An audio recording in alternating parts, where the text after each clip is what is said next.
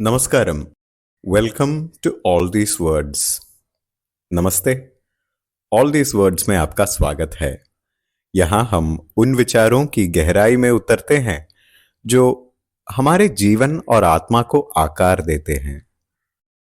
मैं हूं गोपी कृष्णन और आज हम एक ऐसी यात्रा पर निकल रहे हैं, एक खरगोश के बिल में।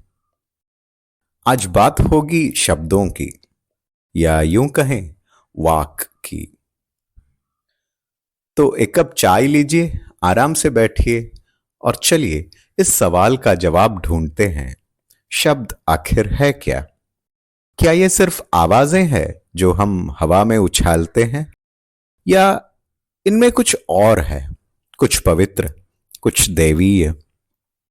आज हम वाक की सैर कर रहे हैं, न सिर्फ भाषा के रूप में बल्कि एक शक्ति, एक देवी, सृष्टि की धड़कन के ही रूप में। चलिए शुरू करते हैं। भारतीय परंपरा में वाक सिर्फ बोली नहीं है। ये वो शब्द नहीं जो हम रोजमर्रा की बातें, ईमेल या कविताओं में इस्तेमाल करते हैं। वाक तो स्वयं देवी है, सरस्वती। कल्पना कीजिए, एक श्वेत कमल पर विराजमान, वीणा लिए हुए, और वो वीणा मनोरंजन के लिए नहीं बल्कि विश्व को ऋत, सत्य और ब्रह्मांडीय व्यवस्था के सुर में बांधने के लिए है। एक सुंदर मंत्र है, या कुंदेन्तु तुषारहार धवला, या शुभ्र वस्त्रावृता, या वीणावर दंड मंडित करा, या श्वेत पद्मासना। ये सिर्फ कविता के लिए नहीं बल्कि स्पष्टता के लिए है। सरस्वती हमें शब्दों की सजावट नहीं बल्कि सृष्टि की धड़कन देती है। जरा सोचिए, हर बात जब आप बोलते हैं, आप किसी प्राचीन पवित्र शक्ति को छू रहे हैं। है ना ये कमाल की बात? अब चलिए और गहराई में। ऋग्वेद में एक अद्भुत श्लोक है, चत्वारि वाक् परिमिता पदानि। वाक के 4 रूप हैं। सबसे पहले जिसे हम जानते हैं वो है वैखरी, जो शब्द हम बोलते हैं, जैसे मैं तुमसे प्यार करता हूं या वो नमक पास करो। ये है वैखरी। इससे पहले आता है मध्यमा, जो वो विचार जो हमारे मन में बन रहे हैं, वो आंतरिक बड़बड़ाहट जो शब्दों को आकार देती है। और गहराई में जाएं तो पश्यंती, यहां अर्थ उभरता है, जैसे कोई दृष्टि, कोई अंतर्ज्ञान। ये वो पल है जब आपको कुछ समझ आता है पर शब्द अभी नहीं बने। और सबसे नीचे परावाक, शब्दों से परे, भाषा से परे। यह है शुद्ध संभावना, सृष्टि से पहले का सन्नाटा। कल्पना कीजिए, आपके हर शब्द की शुरुआत इस अनंत संभावना से होती है। हर वाक्य मानो एक दैवीय लहर है।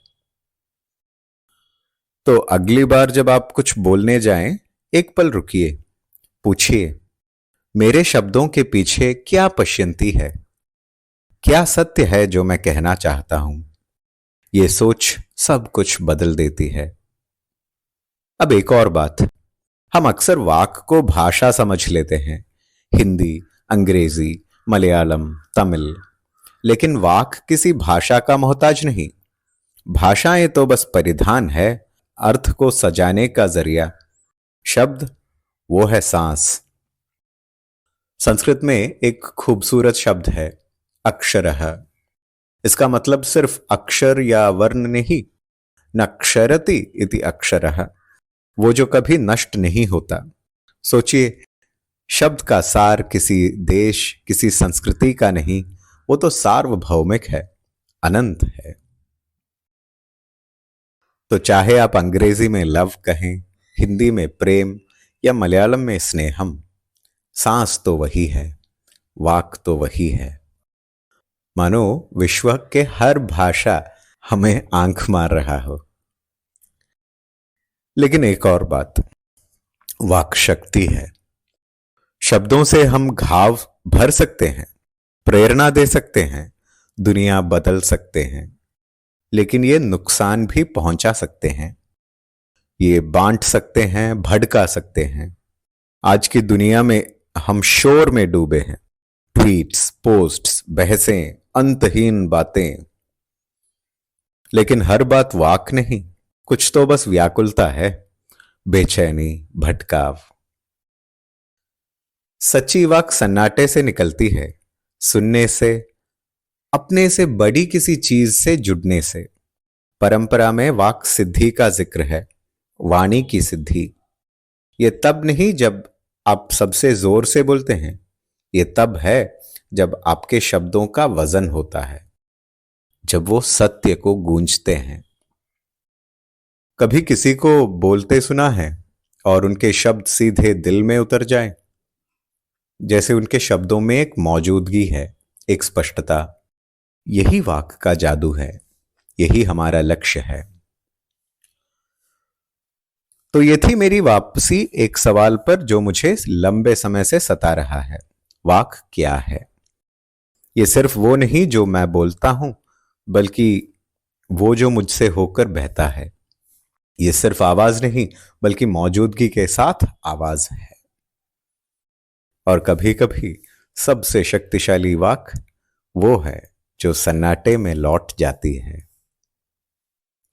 आइए एक छोटा सा मंत्र दोहराएं। वाग्देवीम वाग्देवताम उपासमहे।